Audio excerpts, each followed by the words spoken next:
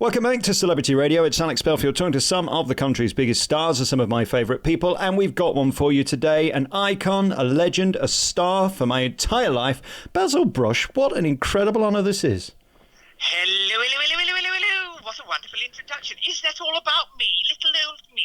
It is really. I mean, I've interviewed royalty and Barry Manilow the other week in Vegas, but this is a true pleasure because you're a proper star. I mean, you've been here for decades. I know people say 5 decades by the sounds of things. People keep saying I've been in showbiz for over 50 years. I cannot believe it, and it's flown in the blink of an eye. Why? Why you? I mean, there's so many foxes on the run, but you're the one that everybody wants to see. Why you? Well, because I'm the only real-life talking fox. That'll be it then. Anybody, all those that you see, all of those that you hear overnight rummaging through your bins, they can't talk. But you see, I consider myself to be almost a human being. I just happen to have 4 legs, a little paw, a long pointy nose, and some great big ears. So, yes, a real-life talking fox. Dr. Doolittle's got nothing on me, you know. I was just thinking, your description there sounds like the current Mrs. Belfield. I'll have to, I can see what's going on here. The thing about you is, though, you're incredibly delicious and cute. I think it's the cuteness that does it. We all want to give you a tickle. Well, I want to give you a tickle, and I've got a great big bushy tail. Haven't we all? That's one of my biggest assets. I can't wait to see you in a couple of weeks. I'm coming up to Edinburgh for just 3 days, and one of the shows I desperately wanted to see was yours, and you're doing 2 shows a day for the entire month. Are you insane? No, I'm just greedy. But the thing is, what I've decided to do is that I was asked to do my family fun show, and for years I've been doing my family fun show. And the funny thing is, it's like comedy that should be done in a car park on several levels, because I've got plenty in there for the grown-ups. So in the family fun show, don't think that the grown-ups shouldn't be there.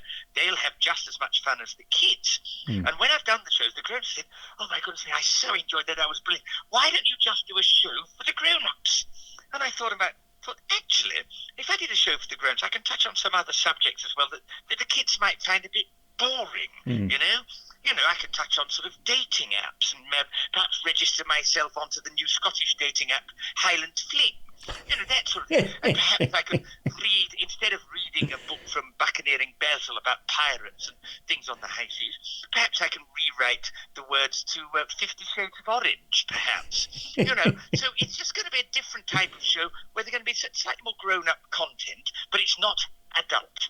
Don't think that Basil Brush is going to be sitting up there swearing, saying horrible things about people. That's not what it's going to be. It's all those jokes and the things that you grown always said, "Oh, I wish you'd do a show for us, so the kids aren't sitting there with jokes about pooey bums and stuff like that." Yes. So that's all gone. So I think we're going to have a lot of... And also I hear you grown-ups say, "Oh, I wish I was young again."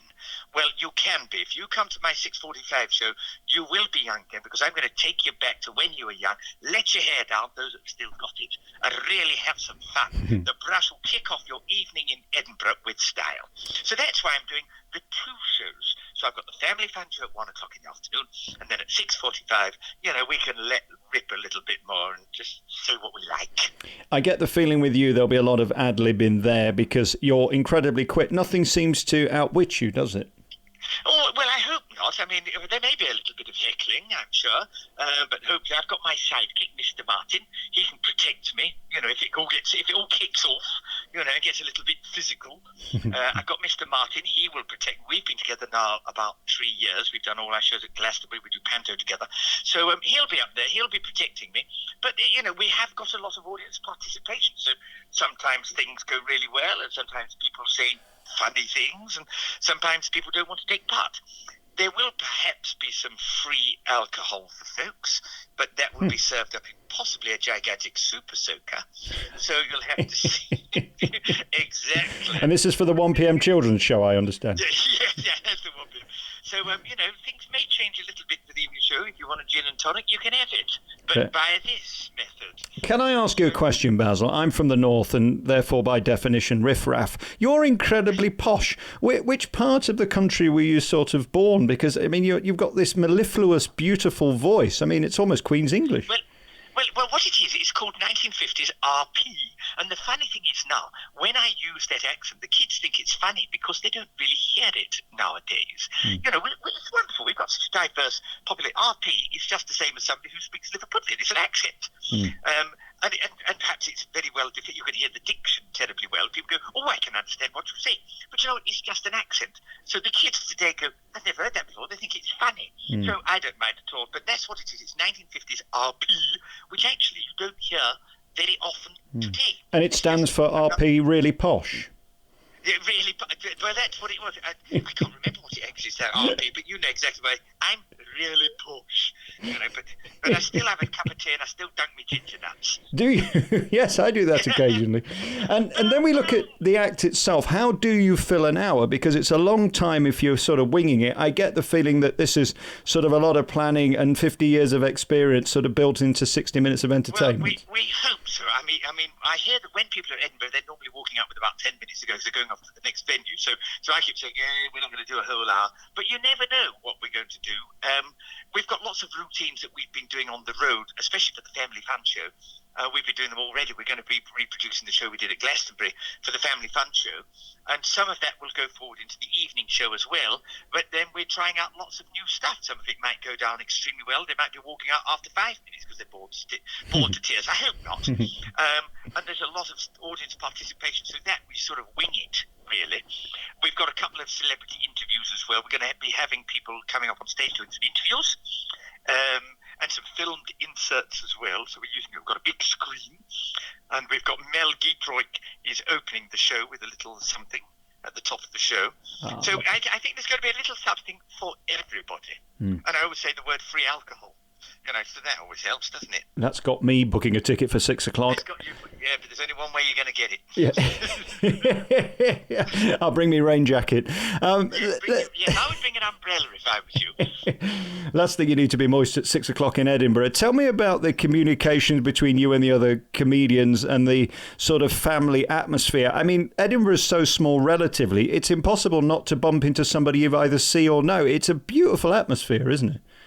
Well, I've never been there before. I'm a complete Edinburgh virgin, because normally when the festival's on, I've been doing TV series or I might be doing summer season, so I've never actually been up there to experience it. I've heard so much about it. So when we had the opportunity this year, somebody saying, what about doing the festival? And we were saying, well, you know, we're normally doing the summer seasons, you know. And they said, oh no, not just for a few nights or a week. We're thinking of getting you up there for the entire month. And doing 2 shows a day. I went, oh, for goodness sakes, be in the same place for a whole month. It's just like doing old-fashioned. If you remember in the olden days, you did summer season in one place. Well, now we tour all over the country all the time. So I'm thrilled. Not only am I going to be in the same place, but it's going to be in Edinburgh. It is going to be magnificent. So I'm very excited, and I'm hoping to be going on lots of programs of other people as well, you know, because everybody does shows and they go on each other's shows and all of that. So I'm hoping there'll be an element of that as well. I hope I get to bed too.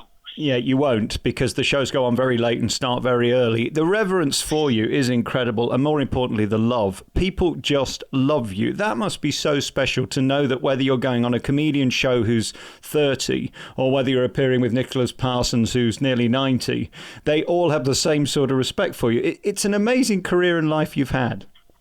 Oh, thank you. I'm rather proud, actually, that no matter where I seem to go, somebody says, I grew up with you. And I go, for goodness sake, you must be about 60 years old. And they said, yeah, we grew up with you.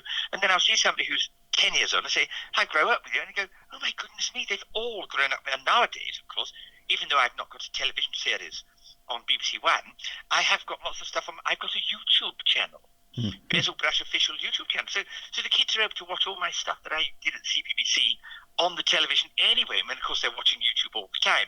So I'm building up a whole new sort of fan base for all the young kids. They watch me on YouTube now. So I'm thrilled that I'm still standing. And that's why I'm singing out at the end of the show, big Elton John song, that Basil Brush is still standing. Fabulous. It's a miracle. And what about life on the road? I don't want to be indecent or do a Piers Morgan on you, but I mean, is it sexy being you at this point? Oh, I say, is it sexy? I don't really know what that word means. All I can say is I'm enjoying the journey that I'm on. I never quite know what the destination is going to be. It might be a big film role. I might be in the remake of Lox, Fox and Two Smoking Basils. I might be appearing in Pontins. I might be at the Edinburgh Festival. I might be at Glastonbury.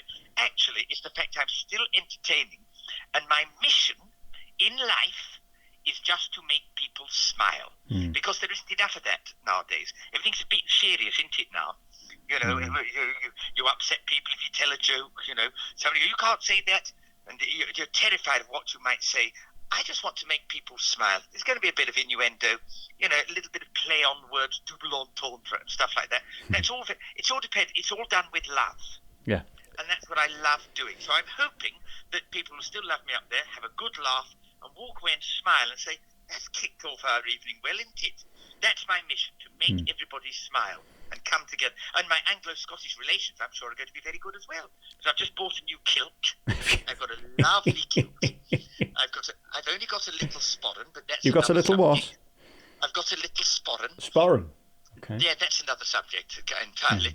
And I'm going to be wearing it properly. So I won't be having, I'll be sort of going commando. Oh, goodness gracious. But I'm only 18 inches tall, so there's no danger of any up-kilting taking place because I'm so little. And there'll be no sight of the Loch Ness Monster. Yes, put your iPhones away. And of course, the way you describe your act, it's no wonder that you're such a big panto star. You've been doing it for generations of families who just love you. And back in Windsor this year, fabulous panto. And again, it is the most wonderful time of the year. And if they get panto right, it's truly magical for the kids. Panto is actually my favourite time of the year. I mean, it's the hardest work. We do 3 shows a day on many days, 2 shows every single day. It's around to Christmas, so, you know, not much time for Christmas shopping.